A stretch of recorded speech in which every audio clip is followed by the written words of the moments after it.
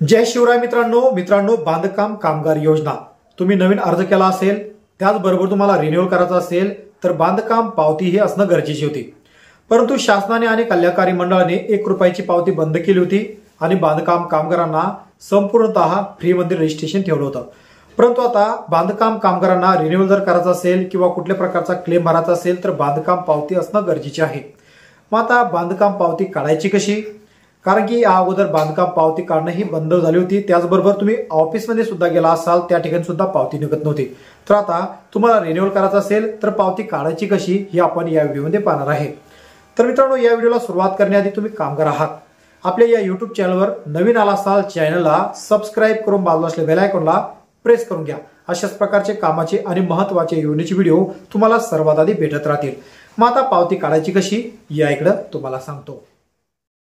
तर मित्रांनो, सर्वप्रथम आपल्या बांधकाम कामगार योजनेच्या वेबसाईटवर जायचं आहे, ज्याची लिंक मी डिस्क्रिप्शन बॉक्समध्ये ठेवली आहे।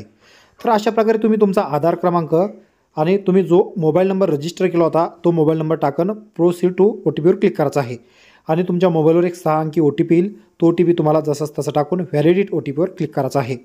व्हॅलिडेट OTPवर क्लिक केल्यानंतर अशा प्रकारे तुमची प्रोफाईल ओपन होईल आणि तुम्ही पाहू शकता तुमची फाईल जर रिन्यूअल झालेली असेल तर ॲक्टिव्ह अशा प्रकारे या ठिकाणी तुम्हाला दिसेल आणि तुम्हाला वर थोडं स्क्रोल करायचं आहे। स्क्रोल केल्यानंतर ॲक्नॉलेजमेंट डिटेल्स यावर क्लिक करायचं आहे।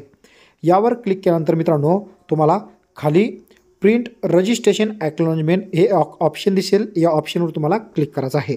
ऑप्शनवर क्लिक केल्यानंतर अशा प्रकारे एका कोपऱ्यामध्ये तुम्हाला पावती दिसेल। ती पावती तुम्ही थोडी झूम करू शकता किंवा याची तुम्ही प्रिंट काढू शकता किंवा तुम्ही सेव्ह सुद्धा करून ठेवू शकता। अशा प्रकारे बांधकाम कामगार योजनेची तुम्ही आता पावती। तर मित्रांनो, तुम्ही अद्यापही बांधकाम कामगार योजनेची नोंदणी केली नसेल तर नोंदणी कशी करायची या संदर्भात आपल्या YouTube चॅनलवर व्हिडिओ बनवून ठेवला आहे, ज्याची लिंक मी खाली डिस्क्रिप्शन बॉक्समध्ये आणि वरती आय बटनमध्ये सुद्धा ठेवली आहे। त्या लिंकवर क्लिक करून तुम्ही बांधकाम कामगार योजनेचा अर्ज किंवा रिन्यूअलचा अर्ज हा घरबसल्या मोबाईलवर सुद्धा भरू शकता। आशा करतो व्हिडिओ तुम्हाला आवडला असेल। व्हिडिओ कसा वाटला नक्कीच कमेंटमध्ये कमेंट करून कळवा आणि अशाच प्रकारचे कामाचे व्हिडिओज तुम्हाला भेटत राहण्यासाठी चॅनलला सबस्क्राइब करून बाजूला असलेल्या बेल आयकॉनला नक्कीच प्रेस करा आणि हा व्हिडिओ जास्तीत जास्त कामगार मित्रांपर्यंत नक्की शेअर करा, जेणेकरून त्यांना कामगार कल्याणकारी मंडळाच्या सर्व योजनेचा लाभ घेता येईल।